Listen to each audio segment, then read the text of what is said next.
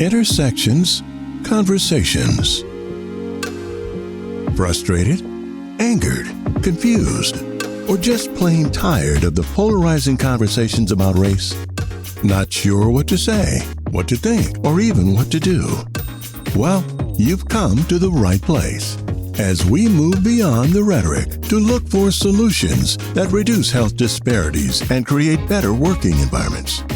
As my grandmother would say, it has to come up to come out.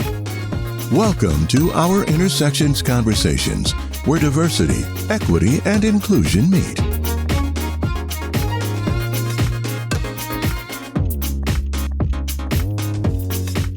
Okay, so we're diving into something that's kind of make or break for any team, right? Psychological safety. You've sent over a bunch of articles, videos, all about it, especially like how it really plays out in teams and with leadership. And it seems like you want to go beyond just knowing what it is in that way and really get into like how to actually build it, make it happen. Yeah, that's where the rubber meets the road, right? It's one thing to talk about it, but putting it into action, that's the real deal. Exactly. Kind of like it's one thing to read a cookbook, right? But it's a whole other thing to actually, bake the cake, frost it, the whole bit. Yeah, totally. And just like a cake needs the right ingredients, psychological safety needs, it needs the right stuff to really thrive, Amy Edmondson, she's like a big name in all this. She says it's that belief that you can speak up, share your thoughts without being afraid, of getting punished or humiliated. Like, it's about feeling safe enough to throw out ideas, concerns, questions, even screw-ups without freaking out about some kind of negative backlash. Which makes sense, right? I mean, haven't we all been in those meetings where it's like you can feel the energy just draining out of the room because nobody dares to actually say anything? Oh, I've been there, for sure. And that's the thing. It shows how fragile this whole psychological safety thing can be. It's not like a one and done. It's more like you're making deposits into this, kind of like a bank account, but it's trust we're talking about within the team. Okay, this bank account thing, I like that. How does that work, though, when we're talking teams and dynamics and all that? What does it even look like to make a deposit? Or even a withdrawal, for that matter? So think of it like this active listening. Huge deposit. Right. Really taking the time to actually hear someone, what they're saying, their perspective, no interruptions, no shutting down their ideas, none of that. And don't jump in with solutions before they've even finished explaining the problem. Those are like instant withdrawals. Yeah, I see that. Even something small like, hey, this project seems to be stressing you out. Anything I can help with goes a long way. Yeah. Right? It says, hey, I see you. I get you. Absolutely. Yeah. It's empathy, Yeah. recognizing that everyone's coming to the table with their own stuff, their own experiences, what they're feeling, all of it. And owning your mistakes. That's got to be a big deposit, too. Right. Especially for leaders. Admitting you messed up makes it okay for everyone else to be human. Exactly. There was this study, I think in one of the articles you sent, it found that when leaders, when they openly own up to their mistakes, it actually builds trust and the team performs better. It sends the message that it's all right to not be perfect. We're all learning as we go, right? Yeah, because who's perfect? We're all just figuring it out as we go. But how does this whole being okay with making mistakes, how does that work in a super fast-paced environment? Like take the city of Minneapolis, for example. One of the sources mentioned this fail-fast concept they use. Honestly, it sounds kind of scary. How do you tell people to fail but quickly and not have it turn into total chaos? That's such a good question. And it takes us to this balance, this idea of grace and accountability. And the thing is, they're not opposites. It's not one or the other. Hold on. You're saying you can have this whole fail-fast thing, which sounds like you're basically saying, go ahead, make a mess. But it doesn't have to be a disaster. How's that work? It's about understanding that grace and accountability, they actually work together. And they create the safety net. And that's what allows for risk-taking, for innovation, all of that. Okay, I need you to break that down for me. What? What does that balance look like, practically speaking, on a team? Okay, so think of it this way. Grace, it's like saying, hey, we get it. Everybody makes mistakes. It's part of being human, right? It's about creating that space where people aren't terrified of messing up, of trying something new and it not being perfect. So they can actually take those risks, the calculated ones, innovate, really push their boundaries and not be scared of getting shut down or, laughed at if it doesn't work out perfectly. That makes sense, but where does the accountability part fit in? Yeah. It's easy to see how this whole fail fast, even with good intentions, could end up with people not taking responsibility, Right. And that's where that other side comes in. See, accountability here It's not about playing the blame game, pointing fingers. It's more about creating a culture where you learn and grow from those mistakes. It's about asking, okay, so what happened there? What went wrong? What can we learn from this so next time is better?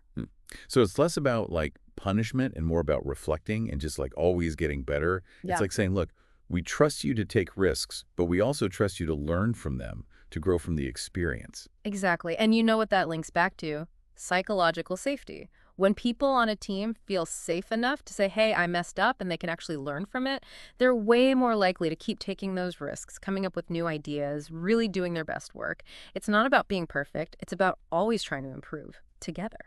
And that city of Minneapolis thing, this is where it gets real, right? They're actually doing this fail fast thing, putting it into practice. But it's not just some abstract idea, is it? They've got real departments, real people, real projects where this is making a difference. Oh, absolutely. Remember that department you mentioned, the Community Planning and Economic Development, CPED? Yeah, CPED, they came up a lot in the research. What is it about them? What makes them so different? Well, they're dealing with some really tough issues, right? The kind of stuff that every city grapples with, like affordable housing, economic development, urban planning, all of that. These aren't problems with easy answers. You need creativity, people working together, and a willingness to try new things, even if they sound a little crazy at first. And that's got to be tough if everyone's too scared to speak up, share an idea, because they might make a mistake, right? Exactly. But because CPED has worked on this whole psychological safety thing, their team, they feel like they can actually propose new ideas, think outside the box, experiment. They're not so afraid of risks, like in a more traditional kind of environment. So it's actually leading to some real changes. Got any examples, specific things that wouldn't have happened without this whole culture of psychological safety? Oh, yeah, there are a bunch. One article you sent, it talked about this new affordable housing program, really innovative stuff. And it was started by someone pretty junior on the team at CPED. It was a bold idea, went against how they usually did things. But because of that fail fast idea, they felt like they could speak up, put it out there. Wow. And what happened? It was a huge success. Now it's like a model. Other cities are looking at it for their own housing problems. And the amazing part, the team leader actually said, in the past, they probably would have shot that idea down. Too risky, right? But that fail fast idea, it pushed them to take the chance. That's really something. It shows how important this is, psychological safety. It's not just about, making people feel warm and fuzzy. It's about potential, getting amazing results that wouldn't have been possible otherwise. 100%. It's creating that space where everybody feels valued, heard, and like they can actually contribute, even if it means taking risks. And yeah, maybe even messing up sometimes. So for our listeners who are thinking, okay, I want this for my team, what can they actually do? The stuff you sent over, it had some pretty specific advice, right? Yeah, and it was pretty consistent across the board. First thing, open dialogue. That's huge. You got to encourage people to actually speak their minds, share what they're thinking, concerns, doubts, everything. And no judging, no shutting them down. That sounds like the active listening and empathy thing we talked about before. It's all connected, see? Yeah. Next up, acknowledging mistakes. Your own, your team's, everyone's. Remember, it's not about blame, it's about learning. Right, we talked about that. What else? This one's big, especially for leaders. Modeling vulnerability. When you, as the leader, you're willing to say, hey, I don't know everything, or I messed up, it gives everyone else permission to do the same, Yeah, like a chain reaction of trust and honesty. Exactly. Oh, and two more things. Gotta have inclusivity. Everybody needs to feel heard, valued, respected. Doesn't matter what their background is, how much experience they have, where they are on the team, everyone. Because that's where the good ideas come from, right? All those different perspectives. Exactly. And lastly, give feedback regularly. And recognition, too. Let people know how they're doing, good and bad, and celebrate the wins, big or small. So it sounds like this isn't just a one-time thing, huh? Creating this culture. It takes effort. Consistently. Totally. It's an investment, but the payoff, man, in terms of innovation, collaboration, the whole team just working better, totally worth it. And I bet it makes going to work a lot more enjoyable for everybody. Absolutely. When people feel safe, respected, valued, it changes everything. So we've talked about a lot, huh? What psychological safety is, why it matters, how to actually build it in a team, all of that. But before we wrap up, remember that bank account idea? Yeah, that was a good one. It really shows how you got to keep working at it, building that trust and safety on a team. Exactly. And we talked about how things like really listening, owning your mistakes, those are like deposits. And then, like shooting down ideas, being super critical, those are withdrawals. But what about the long game? Like when you keep investing in this, what's the payoff? What are those like interest payments you get from a team that's got a ton of trust and openness? No, that is a fantastic question. And honestly, it's something everyone listening should think about. Imagine if everyone on your team felt totally safe to just speak their mind, share any idea, even the crazy ones, and nobody judges them. And they could point out problems without worrying about stepping on toes. What could you accomplish? Yeah, it'd be like unlocking this whole other level. Right. Creativity, new ideas, people working together in a way that just wouldn't happen if everyone's holding back, afraid to mess up. You got it. And those interest payments, they show up in all kinds of ways. Maybe it's this huge breakthrough idea that changes your whole industry, or a smarter, faster way of working that saves time and money, or even just having a team where everybody actually likes each other, supports each other, feels respected. And don't forget how much happier people would be. When you feel safe and supported at work, way less stress, right? Better morale. People actually like their jobs more. It creates this awesome cycle, right? Psychological safety, it's not just good for the team as a whole, but everyone on it, they grow, they feel better about themselves, their work, everything. Sounds like a win-win, investing in this whole psychological safety thing. 100%. It's about building a workplace where everyone feels like they can do their absolute best, where their ideas matter, and they can thrive. Not just as workers, but as people. Well, this has been amazing. I feel like I get it now, not just what psychological safety is, but how to actually make it happen. And it's not just about being nice, it's deeper than that.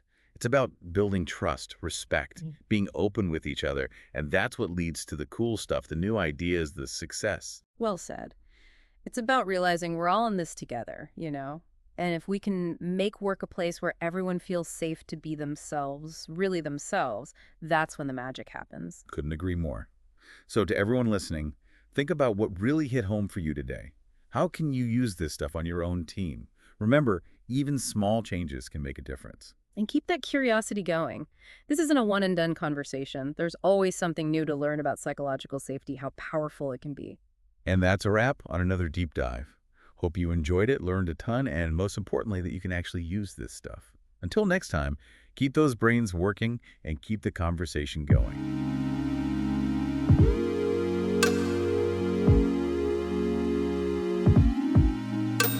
Intersections, conversations. Talk is cheap. We have explored key issues in developing better human relations, but it means nothing if you don't do something with our conversations. Race and differences are just obstacle illusions, so do something right where you are. Well, that's it for this intersection conversation, where diversity, equity, and inclusion meet.